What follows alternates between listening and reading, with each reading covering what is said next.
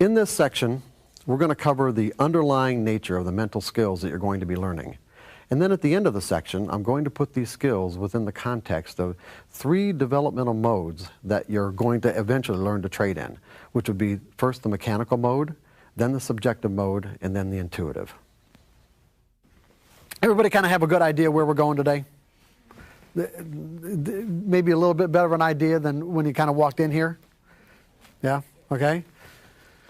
So anyway, what I want to do is let's just go through and take a little bit of an attitude survey here, kind of get an idea where you're at.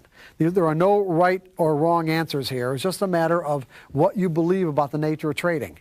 So if we just kind of making money as a trader is primarily a function of analysis. Who would agree with that? Everyone, come raise your hands. It's all right. Raise your hands. So you're telling me that only a few people would agree? Part of it? Okay. Okay. I often find myself thinking there must be a way to trade without having to take a loss. Come on, be honest. Come on. Oh, yeah, let's say I find myself thinking that there must be a way to trade without taking a loss, right? Okay. Okay. By the way, the first one of the things, this is a primary. One of the things we're going to talk about a lot of making money as a trader is primarily a function of analysis. That really isn't the case at all, what you're going to learn. In other words, trading is execution. Trading is execution. What you decide to do, of course, is analysis. And the problem is that it depends on what you're using your analysis for. If you're using your analysis to avoid the risk, then certainly making money is not a function of that, because you will virtually consistently lose. But we're going to talk about that more in a little bit, okay? Okay. I have trouble getting out of a losing trade. Anybody here still have trouble getting out of a losing trade? Okay, that's fine. You won't have that trouble after today. I'm really, my goal is that when you walk out of here, you will understand in no uncertain terms that there was absolutely no reason to hang on to what you will define in advance as a losing trade. Do you find yourself planning trades you never execute and executing trades you never planned? That's a pretty common thing that affects most traders. There's always a cost associated with finding out what the market may do next. It's good to think that. That means you're accepting the risk. That there's a certain amount of, cost meaning a certain amount of risk involved in finding out what the market may do next. If I were to thoroughly analyze my trading results, I would find that my average losing trade is much bigger than my average winning trade. Well, there's a few people in here that might still be falling in that category. It only takes one trader somewhere in the world to negate the positive outcome of any particular trade. Who agrees with that? Anybody? Raise your hand if you agree with that, please. Nobody raises their hand. Oh, this is big. I love it. Thank you very much. Thank you very much for not agreeing with that, because you couldn't be further from the truth. You couldn't be more wrong. This is one of the things you're going to learn. It only takes one trader somewhere in the world to negate the positive outcome of your trade or your edge. That's all, just one. You're going to learn that today. I wouldn't put on a trade if I wasn't sure it was going to be a winner. Who agrees with that statement? Please raise your hand, please. Who agrees with that statement? Good, good, good. I'm saying good because what I'm saying is that, yes, there is a gap here that we're going to have to fill between your particular attitudes about trading now and where you're going to end up with, hopefully, by the end of the day. I would answer this question, absolutely not. I wouldn't put on this trade if I wasn't sure it was going to be a winner. I trade from the perspective of I don't know if any trade is going to be a winner. And I don't have to know. As a matter of fact, that is one of the principal, let's say, principal concepts that you will have to adapt to become a consistently successful trader. And what the pros have adapted, and the reason why they can do what they do, is because they have learned, not just learned, but they believe, without a shred of doubt, that they do not have to know what's going to happen next to make money. And don't even think about it in those terms. They don't even think about it in those terms. It's not a matter of what's going to happen next. When you understand the nature of how technical analysis, how your technical formulas and your mathematical formulas interact with market behavior and what they can and can't do and what their inherent limitations are, you will also understand that I wouldn't put on a trade if I wasn't sure it was going to be a winner is absolutely one of the worst mistakes you can make to be a consistently successful trader. It is. In fact, it's probably the number one. Kind of perplexing at this moment? Yes? Good. Okay, I always define my risk before I enter a trade. Does everybody here in this room at the point where they always predefine their risk? Who doesn't? Raise your hand. Please raise your hand. I want to know where everyone's at. Come on. It's all right. Okay. Sometimes I find myself blaming the market for what went wrong. Well, let me ask you this. Does anybody feel betrayed by the market ever? Anybody ever feel betrayed by their signals, their technical signal, or whatever methodology that they use? We're going to talk about that in detail too. The more a trader learns about the nature of the markets, the easier it will be for him to execute his trades. Who thinks there's a correlation there, that the more I learn about the nature of markets and price movement, the easier it will be to execute your trades? Who thinks there's a positive correlation there? Okay, again, couldn't be further from the truth. There's a negative correlation there. The more you learn, the harder it's going to be to execute your trades. It depends on why you're learning it, of course, but we'll get into that. To be a successful technical trader, you have to determine what the market is going to do next. I already said that's not the case, so you'll know how to answer that one. But if I hadn't said it, how would you have answered it? Who would have said yes if I hadn't have already told you guys? A couple people? And you came to Houston? Oh, come on. Oh, come on. Okay, trading skills. Who are the professionals? We already talked about that. And why would it be beneficial to think like a professional trader? We already talked about that. What's the answer?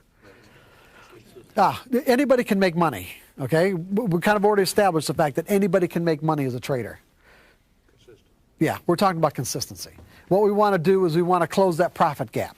We want to make sure that our bottom line results reflect the potential of our methodologies. Okay?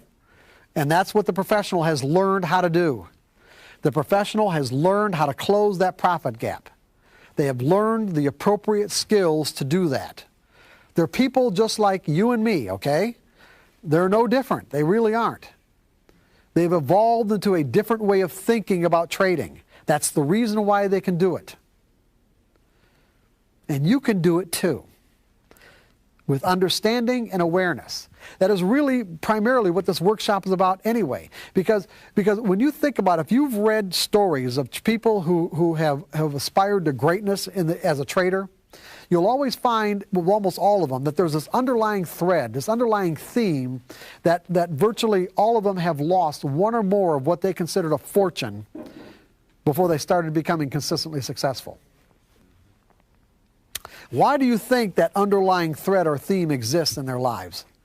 What's that? Why do you think that commonality exists? Because at some point they lose so often and then come back from losing that, one, they gain the confidence that they can do it, and as a result, the fear dissipates. And as soon as the fear is gone, they're trading from a carefree state of mind, and when you trade from that carefree state of mind, everything about your trading changes. Remember that the primary skill that we're talking about here is simply trading without fear. This is a trading skill. It is the primary skill that you will have to acquire to create consistency, to trade without fear. What does consistency look like? I've already went through on the grease board here and showed you a consistently rising equity curve with the drawdowns, the normal drawdowns being a reflection of what? Can anybody remember what I said about that? What was that? Normal losses that reflect any trading methodology, right? Okay, what skills are necessary to experience a winning trade? Now, think about it. Now, I'm going to contrast, okay? I'm going to do a little bit of contrasting here. Just to show you one of the reasons why it can be so difficult to get even into a frame of mind where we start asking the appropriate questions about what do I need to really be consistently successful? Because what does it really take to experience a winning trade? What skills do you need? Anybody got any idea? What skills do you need to experience a winning trade? What? What's your name, sir? Maurice says a click of the mouse. Who's with Maurice on that? Come on, who's with Maurice on a click of the mouse? Got 1, 2, anybody else? 3, 4. He's absolutely right. That's all it takes. There are no other skills needed. No other skills needed other than the actual physical ability to put your finger on the mouse button and click in the buy or the sell, and you can find yourself in a winning trade. You can find yourself in a spectacularly winning trade, far beyond what you could ever imagine. And what skill did it take? What did it take? Just doing it. That's all. Just doing it at that moment. Do you need an edge? Do you even have to know what an edge is?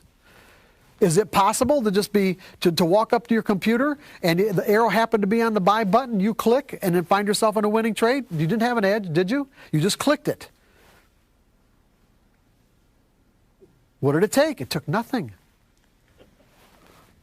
Do you need a plan? Need no plan. Do you need the discipline to execute the plan? No, you don't need that either, do you? Now, see, you're going to see the opposite of all this, of course, is what we're going to be talking about in terms of creating consistency. But go ahead. What you're saying is a blind squirrel will eventually find a nut. Sorry. What you're saying is a blind squirrel will eventually find. Did you say a squirrel? I'm sorry, squirrel. Squirrel. Okay, squirrel. Okay, go ahead. Yeah, I can click a mouse. You know, the arrow hits the buy. I click. I get a great trade. That's good. It's all the things that lead up to me. That's the implementation. But what about all the things that lead up to that implementation? Oh, I understand. I'm not negating that at all. I'm just saying that the reality is you don't need anything. That's all I'm saying, because I'm contrasting here. I'm just making a contrast between what you need to be consistent and what you need to win. Oh, okay. That's all I'm doing, okay? You just summed that up with what I was about to say. There's all the difference in the world between having the skills necessary to experience a winning trade as compared to having the skills necessary to consistently experience a winning trade. Absolutely. That's all I'm talking about here. Because see, because what this does is the not understanding this contrast creates what I call like a huge psychological gap. Because it's very easy for us to think that trading is easy. And if you believe that trading is easy, even if all your experience is starting to tell you that it's not, it doesn't mean that experience is dropping down to a level of realization where you change your behavior or change the way that you think about trading. If your first impression, if your first experience was that this couldn't be simpler. And then you spend, how many X number of years or half a lifetime finally coming to the realization that, you know what? Yeah, to win, like what do you need? Like I could be in a casino and plunk $100 bill down at a blackjack table and end up with a blackjack. What did I need? Nothing. I just happened to win. Now, if I want to be a professional blackjack player and make a consistent income from playing blackjack, well, that's a whole nother matter, isn't it? And we're talking about the same things here with trading. There would be a number of skills that I'd have to acquire to be able to make a consistent, reliable income as a blackjack player. And there are people who do it.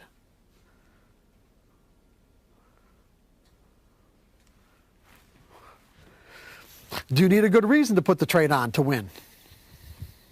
Do you need a good reason? No, not at all. What characteristics distinguish the pro from the typical trader? Well, they plan their trades.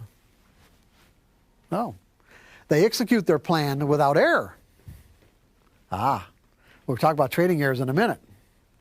Big difference. Okay, they can move in and out of their trades with an ease and effortlessness that would boggle the mind of the typical trader.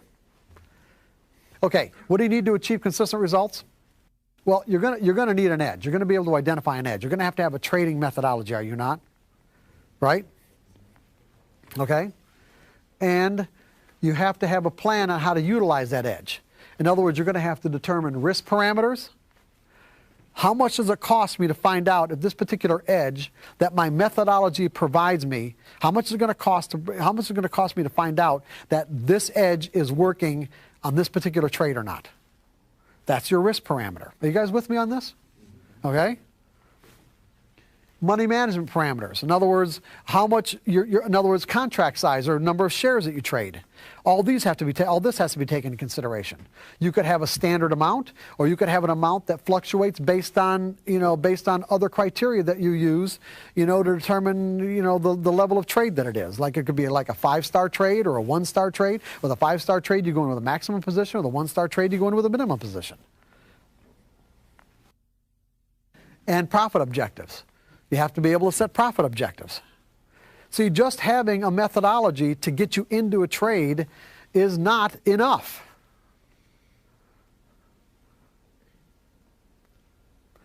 You have to be able to determine what the risk is on a consistent basis. You have to know what your money management parameters are, and you have to be able to determine where to take profits. None of these are easy things to do, are they? Trade execution.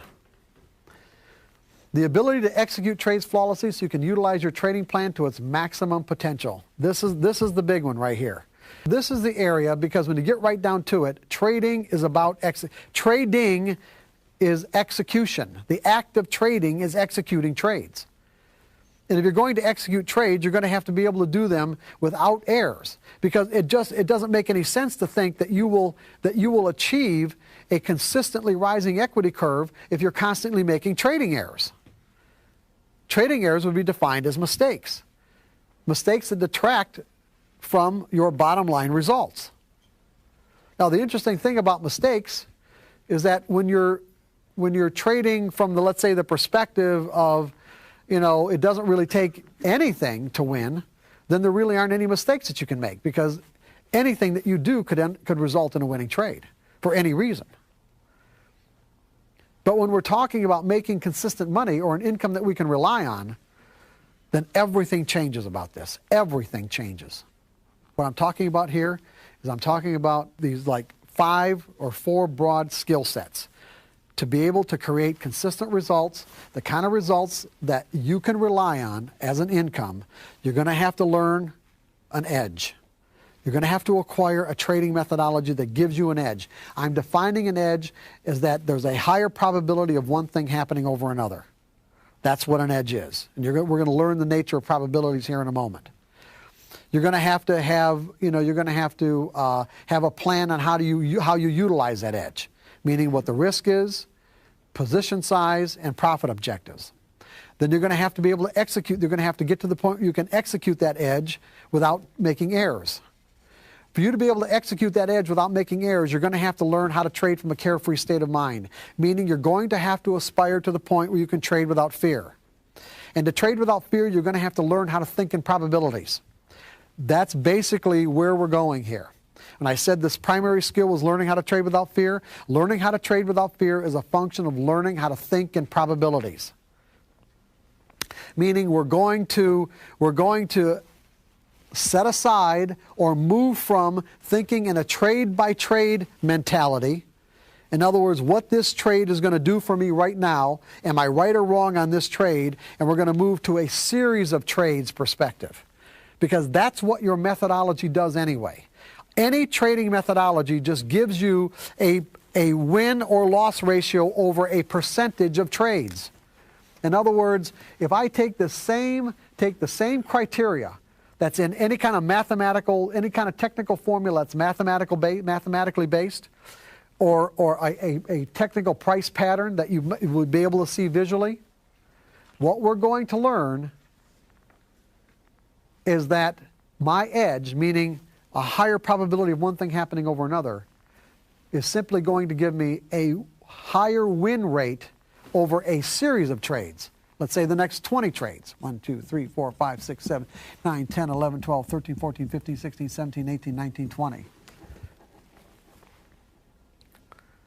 And that the actual, on a trade-by-trade basis, I don't know which one's going to win or which one's going to lose in advance. There is no way for me to find out. There's no way for me to determine that. That on a trade-by-trade basis, no matter what reason or rationale that you come up with, is that there is no way to assure yourself that it's going to be a winning trade. There's nothing that can tell you that.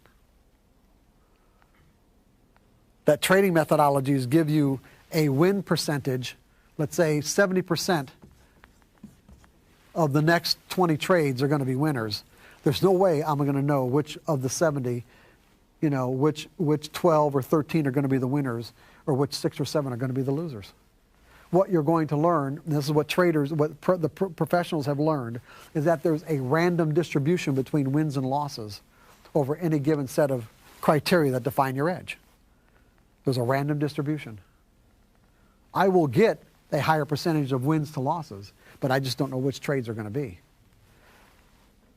It requires a complete shift in the way you think about trading.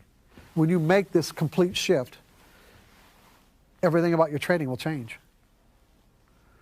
Now, I'm expecting you to make it now because we're still in the introduction. We won't really get into the meat of this until a little bit, but this is where we're going, okay? That's all I want you to get. This is where we're going. You're going to genuinely learn how to think in probabilities. Because when you have genuinely integrated these concepts into your mental system at a functional level, your fear will go away. You do not need to lose everything to get to the point where you can figure out that, well, I've got nothing to lose anymore, so I don't have anything to be afraid of. You don't have to do that, okay? You don't have to do that. All you have to do is commit yourself to learn how to think about trading in another way, and your fear will go away.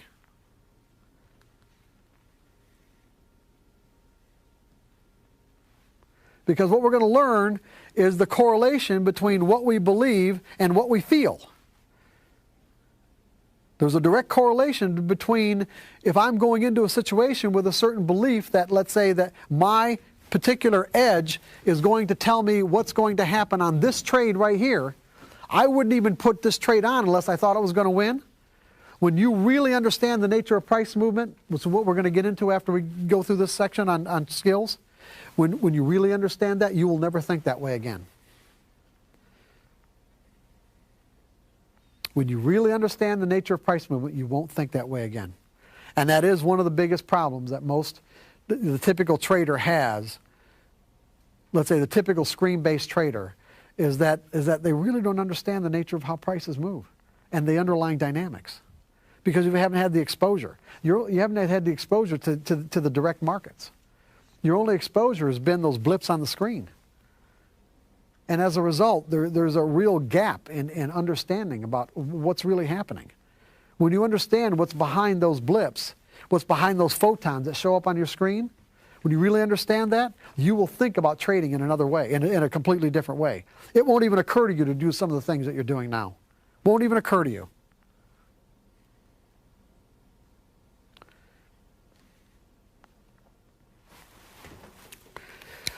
Okay, now, I've given you 3 so far. The next broad area that you're going to have to learn is like you can be an expert at defining an edge. You can even be able to execute your trades flawlessly, but run into the next challenge, and that's what I just call self-sabotaging beliefs.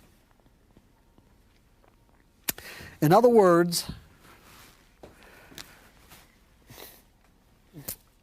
all of us have a sense of self-valuation. All of us have this sense that what we're worth as a person, you might say.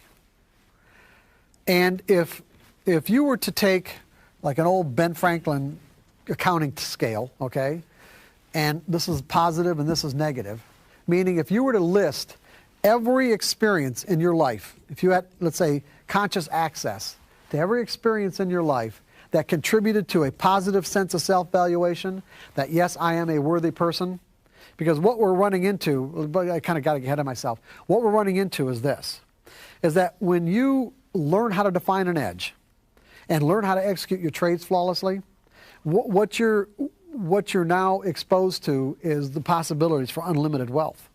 There's really nothing holding you back. Well, let's put it this way. There's nothing on the outside that's holding you back, but there might be something on the inside that's holding you back. Those things on the inside could be self-sabotaging beliefs.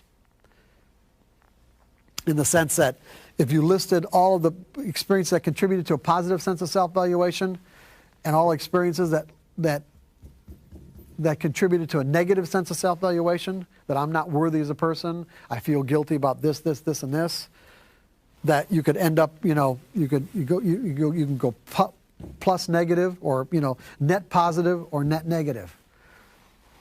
What could end up happening is that if you don't have the, let's say, the skills or the awareness to realize that as your equity curve, as you start making money, these internal forces, if you have net negative, these internal forces start building up to the point where they'll cause you to make unconscious trading errors, where you're not even really aware that you hit the sell button instead of the buy button, those kinds of things.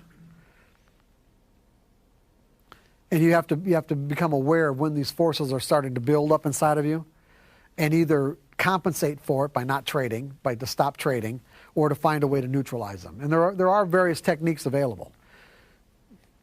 But all I'm saying is that these kinds of errors that are the result of self-sabotaging beliefs don't really have anything to do with your direct trading skills. In other words, your ability to identify an edge and your ability to execute your trade. But they can have an enormous impact on your equity curve. I would assume that you would be monitoring your equity curve, and you would start seeing your curve go down in an abnormal way. And you would start looking for your whatever's happening to you. Let's say you're not feeling well, or whatever. Your wife just divorced you. Or maybe something. Yeah, these are all good things, right? Things that you're bringing up. I mean, these are things what that are all I'm relevant. saying is, though, you show two extremes, a normal drawdown, and then the boom or bust drawdown. There must be some way to know, at least I'm looking for, to know when you start looking that you're self-sabotaging. That's my question. Good question. As a matter of fact, there are software programs available now that will tell you that. There are software programs available that will tell you when, in other words, I'll give you an example. I'll give you an example. When I was working with traders, with especially like hedge funds managers and larger traders, there are people, first of all, there are people that their sole job was, if they were, let's say they were central, here, let me think about how important this is. They had, let's say, they're in the middle, and they've got, let's say, 10 or 12 money managers. These are guys that all have, they're managing funds, okay? This guy's sole responsibility was to shift money from here to here to here to each manager based on chart patterns of their equity curves. In other words, they would chart the equity of these particular traders just like price patterns in the market to determine their potential for inordinately large drawdowns because of self-sabotaging beliefs. That's how sophisticated the market has become. That's how relevant these issues are. So that you can actually chart your equity, and then you start to go like this. Oh, well, and then do another one like that. Something's happening here, okay? I mean, it was really kind of amazing to me when I was working with floor traders especially. I mean, this one guy, this pops into my brain just as we're talking about this. I mean, he came in for a consultation, and he had his worst day in his life ever. Worst trading day, lost more money than what he's ever lost in his life. And I said, well, and it's like normally, almost virtually, in every case, something catastrophic is happening in that person's life. But what was always amazing to me is how much of a disconnect that the person would have between the catastrophic event in their life and what they ended up doing as a trader in the market. And I said, well, what's going on? And I just said, well, what's going on? And he's kind of, well, yeah, my wife and I had this really bad argument last night, and when I left for the exchange this morning, he slapped his kids around and he kicked his dog, and it's like, and then he came in and had his worst day and didn't make the connection between what happened at home and what he did on the floor. I mean, he might have felt completely justified with the argument that he had with his wife in slapping his kid around and kicking the dog. But that's what's going on consciously. But let's say subconsciously, you know, everyone has, you know, let's say if a person's relatively normal, not a psychopath, you know, they've got some sense of fairness. And he feels guilty about what he did, and he took that guilt out in the way he traded that day.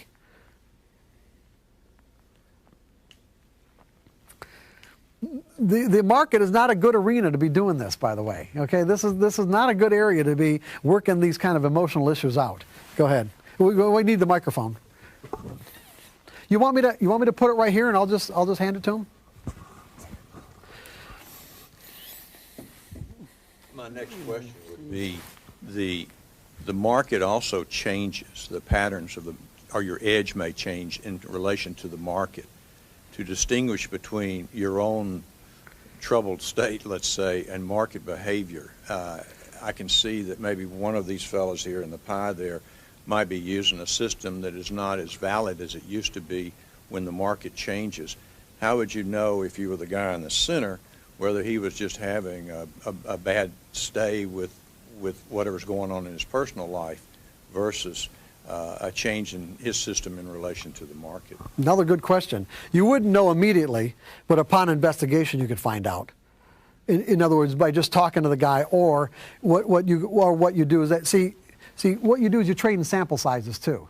In other words, when you have a particular methodology that has a defined criteria for when you get into a trade, what you do is you trade in a limited sample size, so that if you trade in 25 trade sample sizes, or like 20 or whatever, what you do is you analyze your results at the end of a sample size, and if your results are satisfying, then what you do is you take another sample size. If the results are not satisfying, then because you knew exactly what you did and under what circumstances you did it, you limited your variables. What you do is then you can go back and tweak your variables to see if you can improve your results. Because what's your name?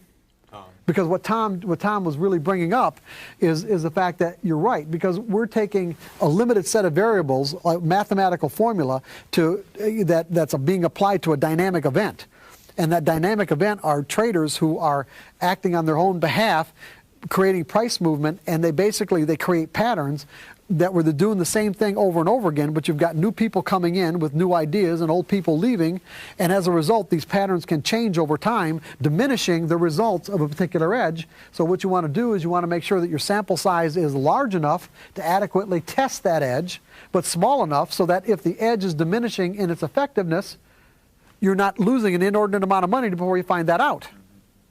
Does that answer your question? So that's how they find out, okay? Besides that, there's software available that'll even tell you now. There's software available that'll track your edges, or to track your equity in a way that can indicate whether or not you're ready to take a hit.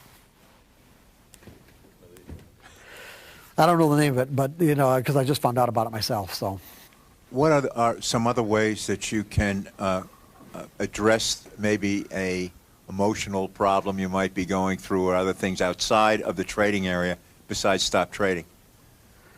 Well, when you say there are a number of techniques, a number of books available. There's counseling.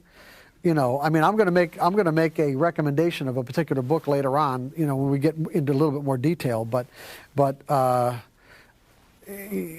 you know, it depends on the effect that it has on your trading. I mean, you don't necessarily have to stop trading, but you have to make an objective assessment as to your state of mind. In other words, you know, you can actually say to yourself, am I in the best state of mind to be trading today?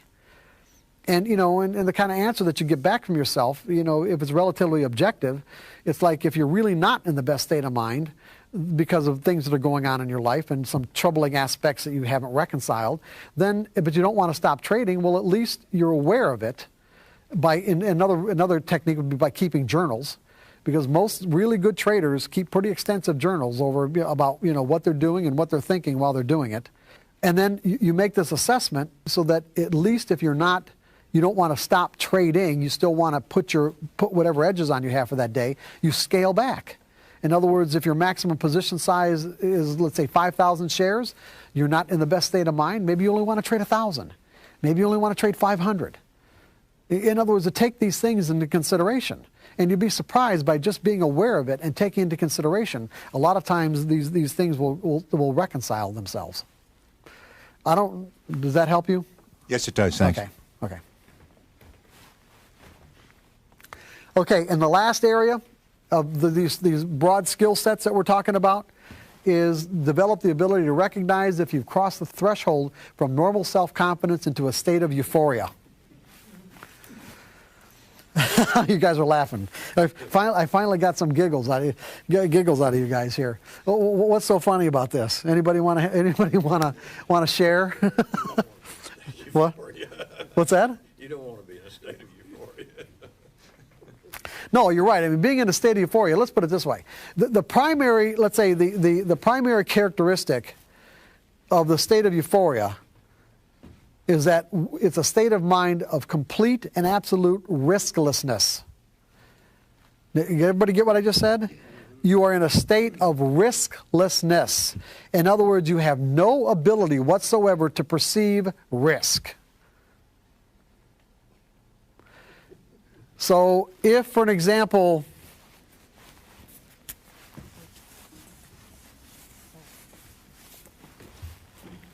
if this line right here, if below this line represents normal self-confidence,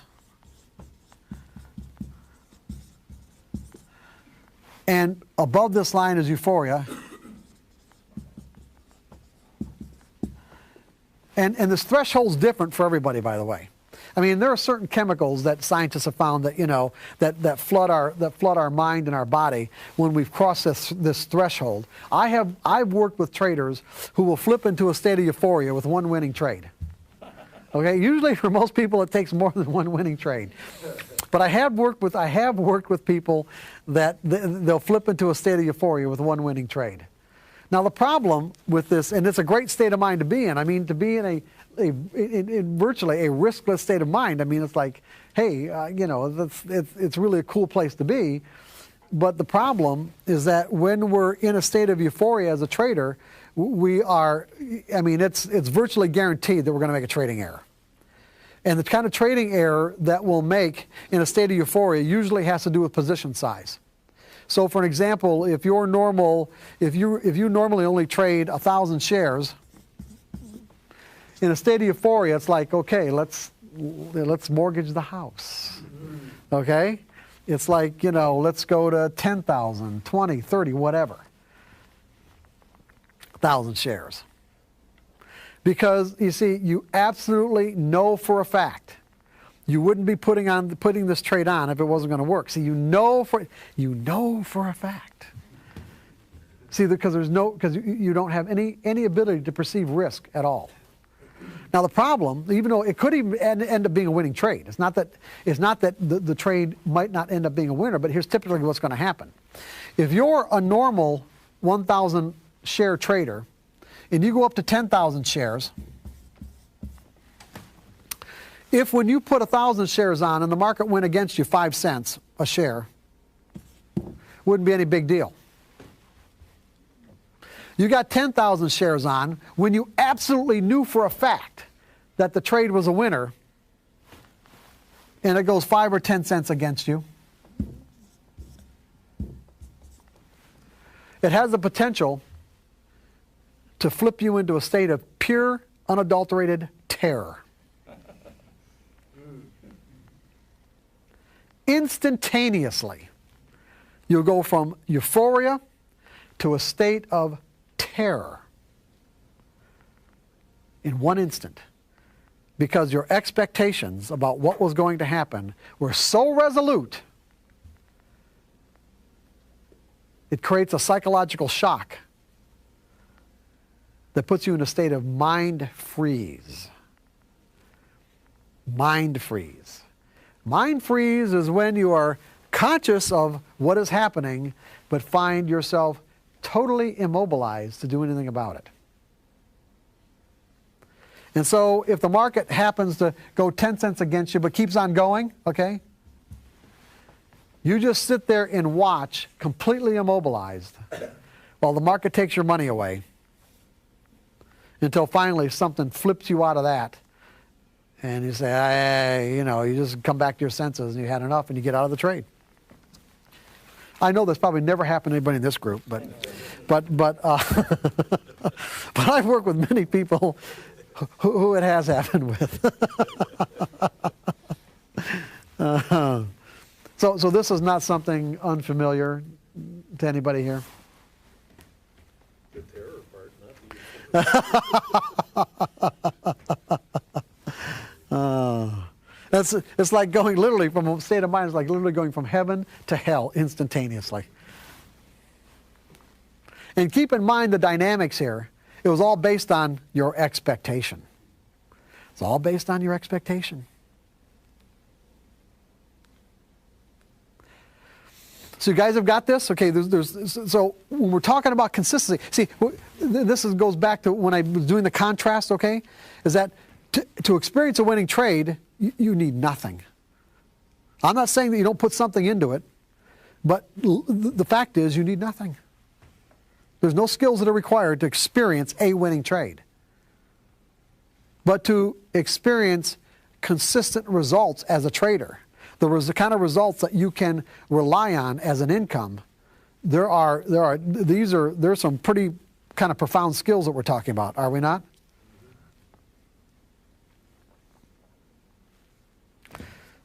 You got to have an edge.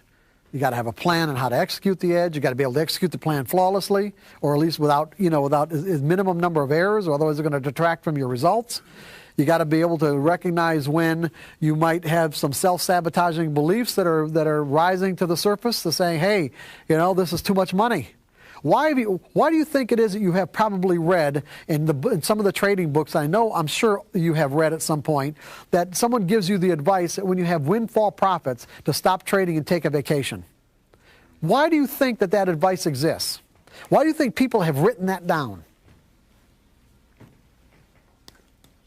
I just gave you the underlying dynamics for why that's true. It's not just the euphoria. No, it's not the terror afterward. It's the possibility for self-sabotaging beliefs coming in and saying, I am not worth this much money. Even though it's what I want. It's what I desire. It's what I've been working for. It doesn't mean that you believe you really deserve it. You have to believe you really deserve it to keep it.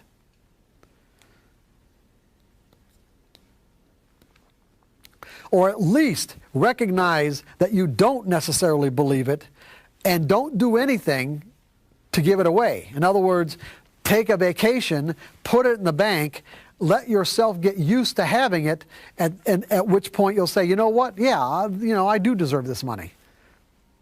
And then you'll be less likely to give it away.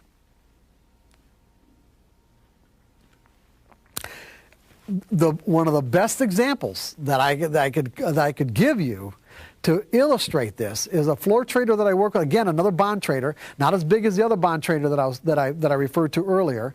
He was the kind of trader who had this reputation as being completely consistent.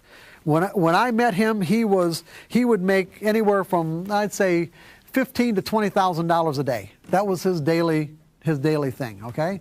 Day in, day out, $15,000, $20,000 a day. Never had these catastrophic bad days. That was his reputation. And it was true. So what did he need me for? Well, he had hired a bunch of guys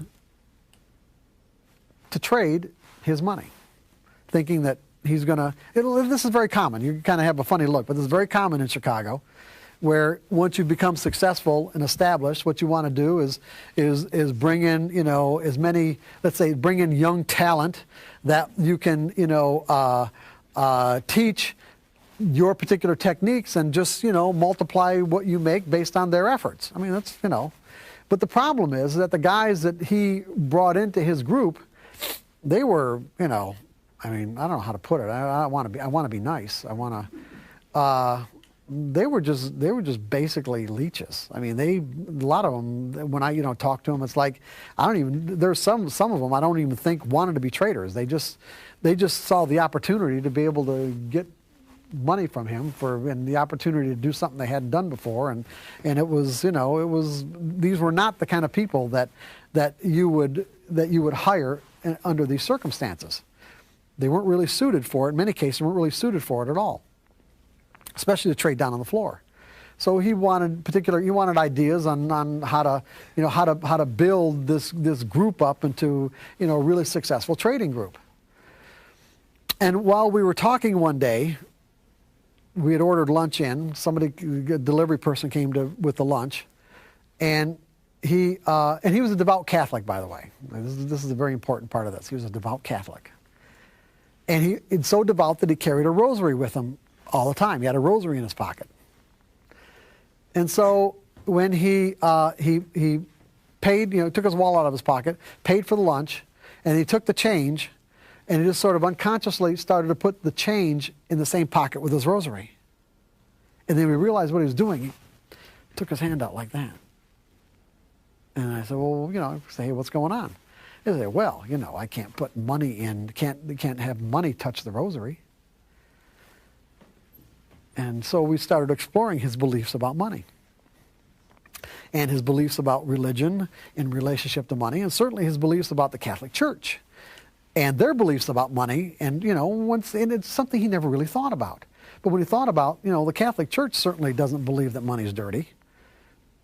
So why should he believe that money's dirty? In that respect. In other words, it's not spiritual to have money in a way that, it can, in other words, there's a dichotomy in his mind between his ability to make money in the pit, and yet you would think that in this kind of a situation, he would be giving his money away because he felt guilty about having it. Well, he didn't give it away as a trader because he was just too strong of a trader to do it. But he was giving it away with this organization, the kind of people that he had around him. In other words, it wasn't going out the front door, the money was going out the back door.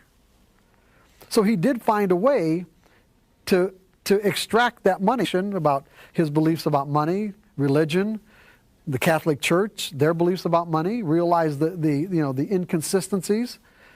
And so as we're coming to kind of reconciliation about this, I gave him an exercise to see if in fact he'd really accepted what it is that we were talking about. And what do you think the exercise was?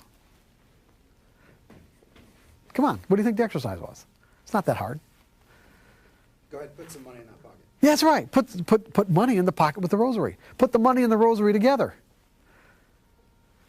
He couldn't do it. He literally, his arm, he tried to put the money in. It was like it got like he could not do it. His beliefs that we talked about were so strong that it literally wouldn't consciously let him do it. But he worked on it. See, he wanted to get to the point where he recognized the validity of the things that we were talking about, and so he did want to do it, and so he kept on trying. It took him about a week.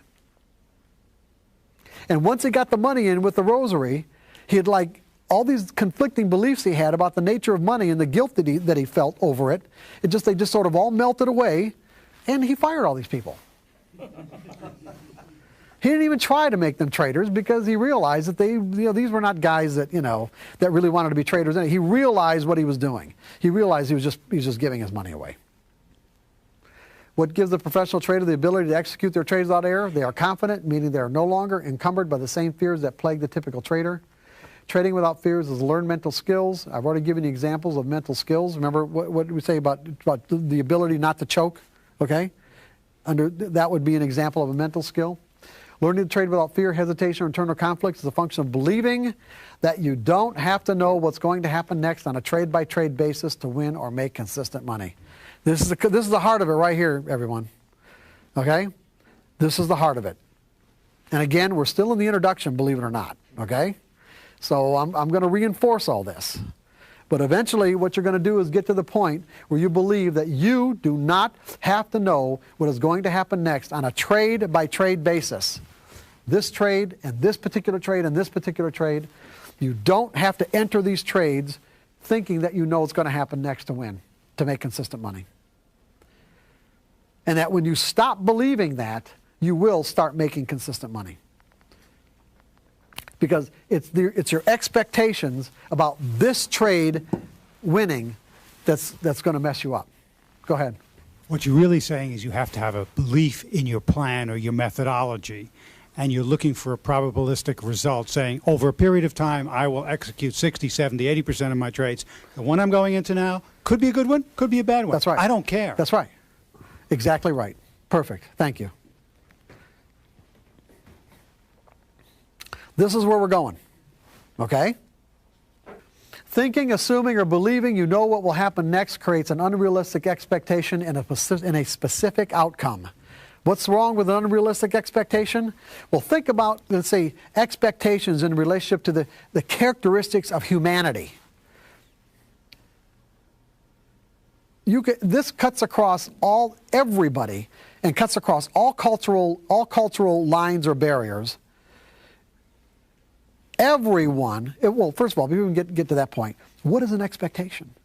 An expectation is a mental representation. In other words, a belief, an assumption, or an opinion, or whatever, thinking, assuming, or believing, a mental representation of what the next moment, meaning next moment, next 5 seconds, or the next in 10 seconds, or the next hour, or whatever, is either going to, in the environment. In other words, we have a mental representation, and we have an external environment that expresses itself, okay? So my mental representation, meaning my expectation, if the environment shows up in a way that is consistent with what I believe, then what will my state of mind be? This is a universal characteristic of humanity. This isn't any different with anybody, anywhere. How will I feel? What will be my state of mind? What will be my experience? I'll be in a state of satisfaction, a state of well-being. I could be joyous. I could even end up in a state of euphoria. The degree to which the environment does not express itself in a way that's consistent with the way I think it's either going to look like, sound like, taste like, smell like, or feel like, okay? I will be in a state of dissatisfaction, a state of betrayal, disgust, anger, fear, terror. Your ability to create consistent results as a trader is all about what you expect. When you change your expectations to be consistent with the way the environment, the market environment exists, the fear will go away. When you change your expectations in a way that's consistent with the way the actual market environment exists, your fear will go away.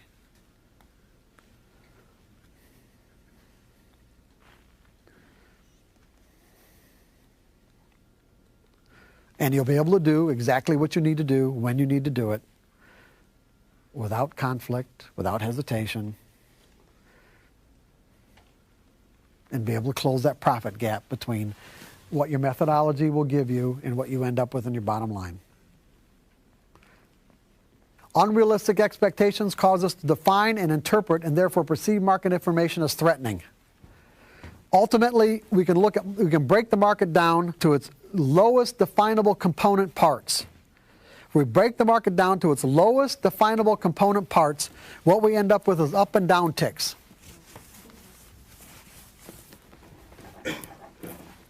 Okay? An uptick is one incremental price change where the price moved from 1 to 2, from 2 to 3, 4, 5, 6, whatever, and then down ticks. Okay? When we're operating out of unrealistic expectations, we're going to tap into 4 primary trading fears that will cause all the errors that we make as traders. Those fears are the fear of being wrong, losing money, missing out, and leaving money on the table. And those fears will actually cause us to perceive these up and down ticks as threatening. And what we're going to learn about the nature of fear a little later is that fear will cause us to focus on the object of our fear so that we end up creating the very experience we're trying to avoid. Therefore, if I'm afraid of being wrong, I will actually perceive this information in a way that causes me to be wrong. If I'm afraid of losing, I will perceive these up and down ticks in a way that will actually cause me to lose. If I'm afraid of missing out, I'll actually create the experience of missing out. And if I'm afraid of leaving money on the table, that's exactly what I'll end up doing. Now, when you think about the nature of these up and down ticks and the photons that appear on your computer screens, is there an inherent characteristic in that information that's threatening in any way? In other words, is it information? In other words, when we talk about the nature of emotional pain, which is the threat of pain, okay, the fear, not physical pain, where we have all of us have a normal nervous system, and we come into contact with a physical object, you know, if I hit this with my arm, it's going to hurt. If you hit it with your arm, it's going to hurt. So we've got some universal commonality. But with emotional pain, it's not that way at all. Although we think that it is, it's not. Because emotional pain requires an interpretation. And then interpretation comes from what we believe. You guys with me on this, on the interpretation part? Because, see, the information itself, the up and down ticks, have no charge to them whatsoever. They're not positively or negatively charged. They're just up and down ticks.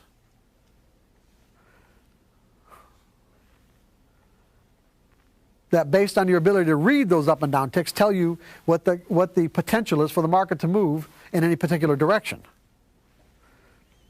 If you're perceiving them as threatening in some way, that's definitely going to cause you problems when it comes to creating consistent results. In fact, you're going to find it impossible.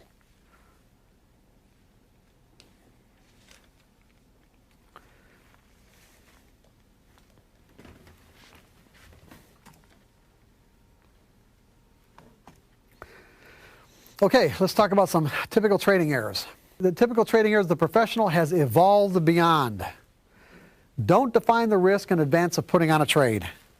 Why in the world, now, of all the trading books that you've ever read, out of all the workshops you've probably been to, I'm sure that you have been exposed to this particular piece of advice countless times. And yet, it is the primary trading error that people commit all the time. They don't predefine the risk in advance of putting on a trade. If you don't predefine the risk in advance, you're operating out of the mindset that you think you know what's going to happen next.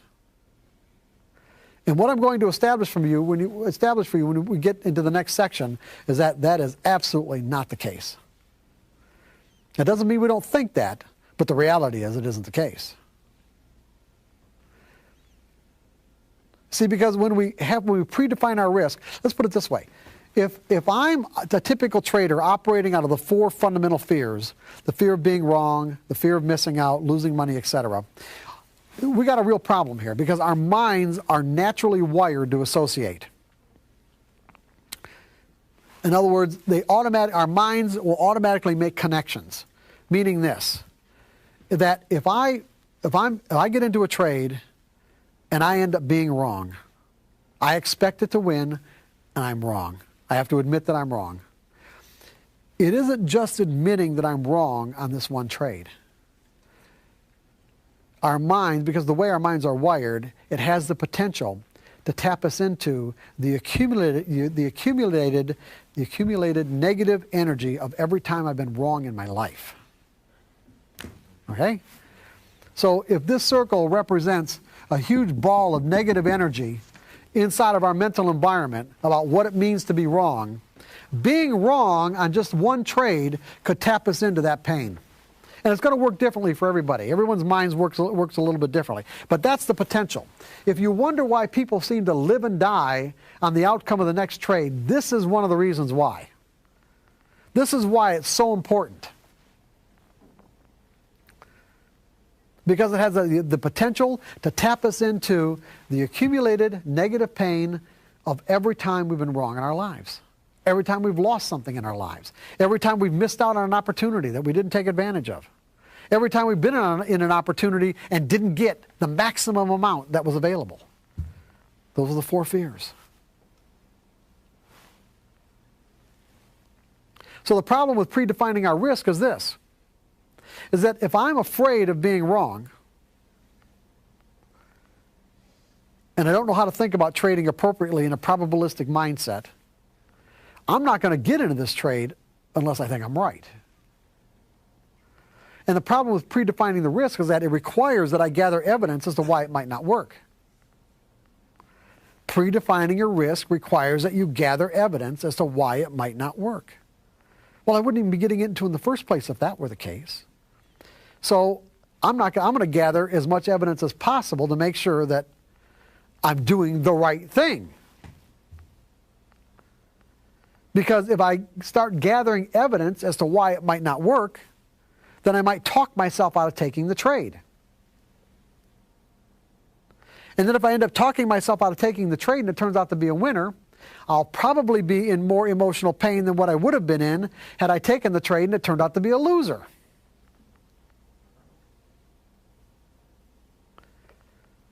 So I just make sure that I've got all my ducks in a row and I don't take the trade unless I do. And therefore, what I have done, now think about this, what I have essentially done is define the risk out of the trade. I've gone through a mental process in which I have literally defined the risk out of the trade. Why do I have to put a stop in the market and predefine my risk if I know I'm going to win? A professional trader just doesn't think that way. They would not. I'm not saying that they never thought that way. I'm not saying that they didn't experience the exact same thought process that I just took you through. I'm saying they have evolved beyond it. They would never allow themselves to get into a trade without predefining the risk. In other words, what does the market have to look like, sound like, or feel like to tell me this trade isn't working? The next error, define the risk but don't take the loss, and it turns out to be a bigger loss. That's probably one of those things that never happened to anybody in this room, but just in case someone watches the DVD where this sort of thing has happened, I included it. Same dynamics, basically. Hesitate, get in too late. Why are you going to hesitate? Why are you going to hesitate to get in? If the criteria that you use to define an edge is present in this moment, why would you hesitate?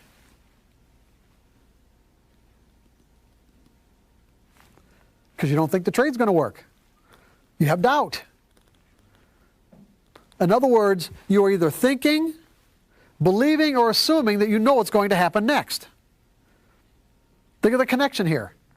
You couldn't hesitate unless you either assumed, think, or believed that you know what's going to happen next. If you operate out of the perspective that you don't know what's going to happen next, I don't need to know what's going to happen next to make money, then there's no point in hesitating.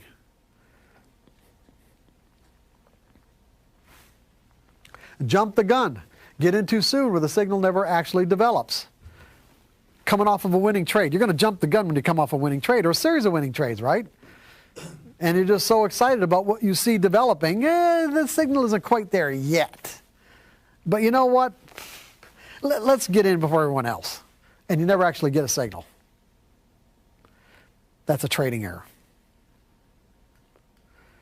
Now see, the point, that doesn't mean that you couldn't win.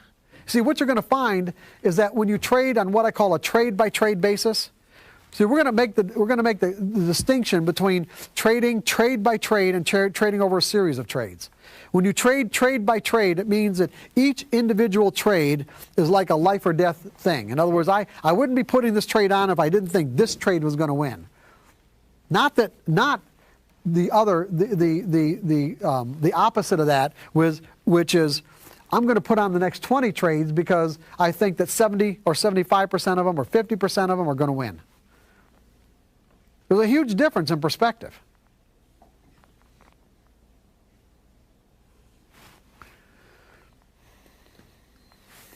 So if you're coming off a winning trade or a series of wins, you're likely to jump the gun. But the interesting part about all this is that each one of these errors that I'm giving you could all result in a winning trade. You could do every single one of these things and still win. You could not predefine your risk and still find yourself in a winning trade. You can hesitate and find out it's exactly the right thing to do in that moment. You can jump the gun and find out it's exactly the right thing to do in that moment. You can not take your loss and the market comes back in your favor. All these errors that we're talking about, you can commit over and over again, and they could end up you could end up experiencing positive results. Except one thing is that when you indulge yourself in behaviors, in these kinds of behaviors, it could lead to virtually every time leads to a catastrophic loss. Catastrophic. You put on a trade without predefining your risk 3 or 4 times in a row and turns out to be a winner. And then the next one, you don't do it. That's the one that's going to be the catastrophic loss.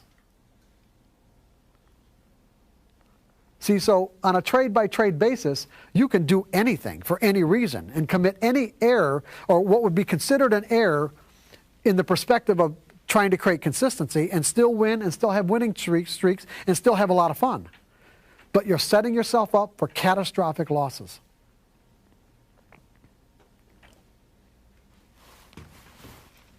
Get out of a winning trade too soon and leave money on the table. There isn't a trader alive who hasn't experienced that. Let a winning trade turn into a loser without having taken any profits. All these errors are the result of thinking, assuming, or believing that we know what's going to happen next.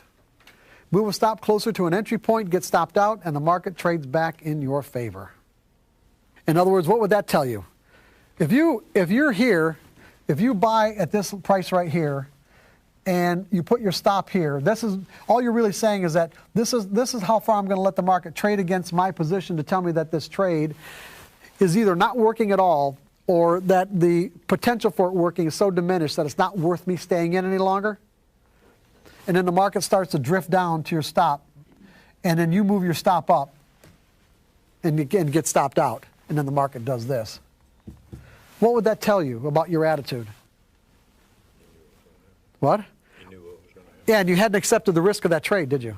See, people can put stops in the market. It doesn't mean they've really accepted the risk. You can put a stop in the market, but it doesn't mean you've genuinely accepted the risk. This would tell me, someone came to me and said, Mark, this is what I did. This is what I know. I know that you didn't accept the risk of that trade or you wouldn't have moved the stop. Move it the other way, too. What? You can move it the other way. Yeah, you can move the other way, too, you know. Because that's because you don't want to admit you're wrong.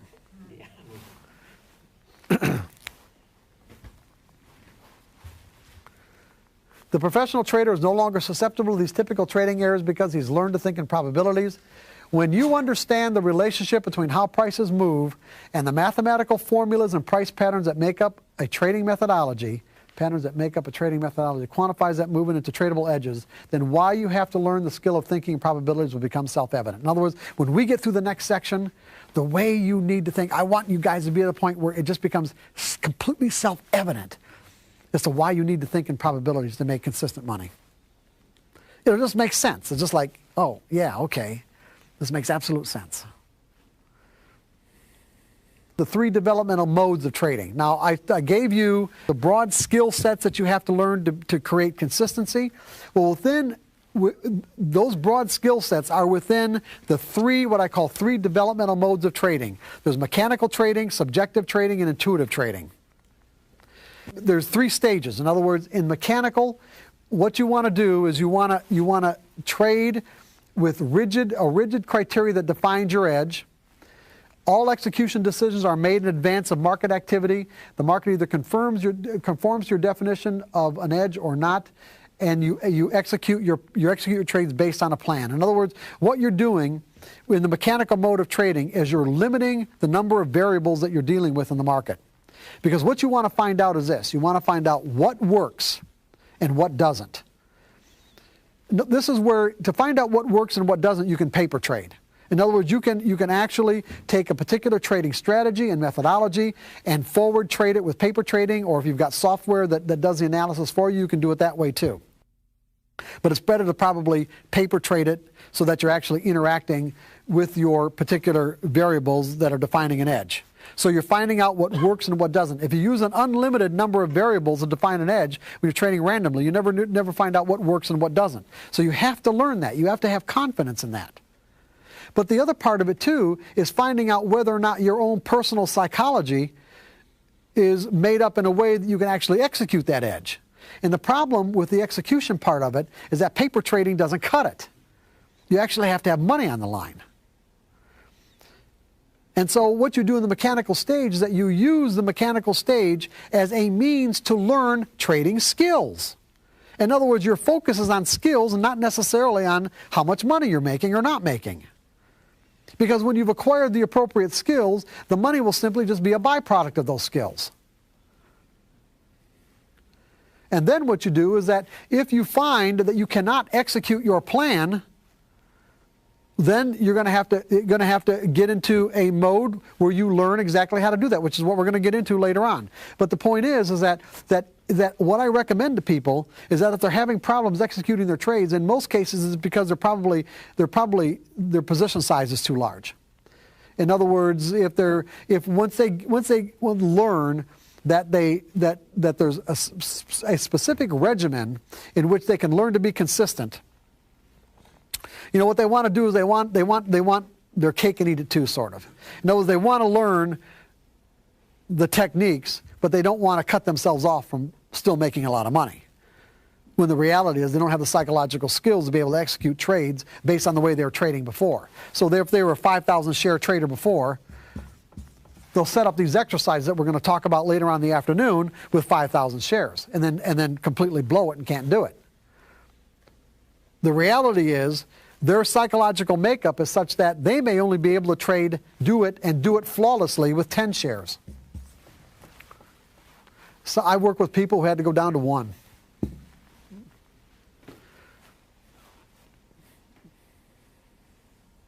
To be able to execute it flawlessly, they had to go down to 1 share. And then they work their way up. Then they go to 2, and then they go to 5, they go to 10. They just work their way up. I mean, is there anybody in this room who hasn't paper traded? And is there anybody in the room who hasn't experienced being able to execute your trades flawlessly on paper? But then when you try to execute your plan with real money, it doesn't work? See, the plan's working, you're not working. This is what mechanical trading is all about, okay? Mechanical trading is finding out just how big that gap is. You cannot take for granted that because you recognize an opportunity to enrich yourself in some way, that you have the skills to be able to take advantage of it appropriately. You can't take it for granted, and most everybody does.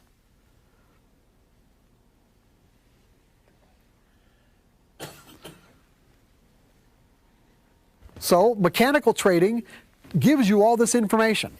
It tells you what works and what doesn't in the market and what works and what doesn't with you. So that you know what you need to focus on to be able to make consistent money. You guys with me on this? Yes. Is it making sense? Okay, then you can evolve, if you want, to the subjective stage of trading, because you can make consistent money trading mechanically.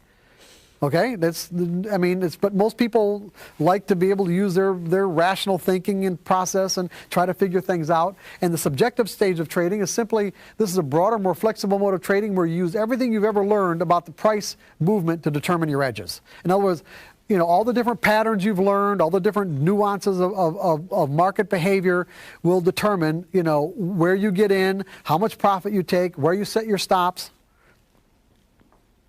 You see, in the subjective mode of trading, if someone said to me, okay, I'm buying here and my stop is here, but the market's starting to come down to my stop, and I get out right here and I don't let myself get stopped out at my original spot. Truly, for someone who's evolved in the subjective mode of trading, that's all right. You can do that. Because you're not doing it out of fear, or you're not doing it out of the fact that you haven't accepted the risk. You're doing it because you recognize the pattern that the market is giving you is such that there's a high probability you are going to get stopped out, and so therefore you might as well just scratch your trade or get out with a little bit of a loss. It's not because you're afraid. There's a huge difference. You guys with me on this?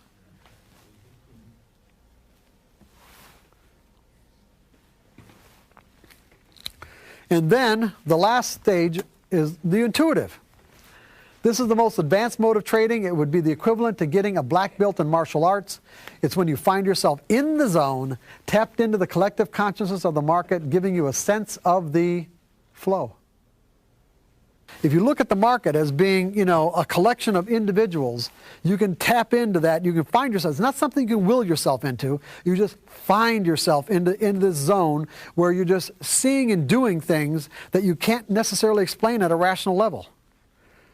And the problem is that there are people, everyone has intuitive capabilities. There are, but some people it's completely shut off, and with others, you know, they don't trust it because, you know, they can't make the distinction between what's intuition and what's just their mind hoping that something's going to happen, or hoping that, you know, what they see is really what's going on, and making it feel like intuition. The problem is, until you've acquired these fundamental skills that we're talking about, you definitely don't want to be trading based on intuitive impulses. You just want to make note of them. When you've got the skills, then find yourself in the zone, then go ahead and do whatever comes to your brain until you flip yourself out of it. Meaning, when you start thinking at a rational level, you flip yourself right out of the zone. Because your rational mind wants reasons. Your rational mind wants logical reasons, and these intuitive impulses don't come from that part of your brain. They come from that creative part of your brain. And by definition, creativity is bringing something forth that didn't previously exist. It may exist somewhere in the world or in the universe somewhere, but it didn't exist in your mind, and it's outside the parameters of what you already believe. So there's going to be an instant conflict between what you think at a rational level and your intuitive impulses, until you train your rational mind to accept your intuitive impulses. Got that?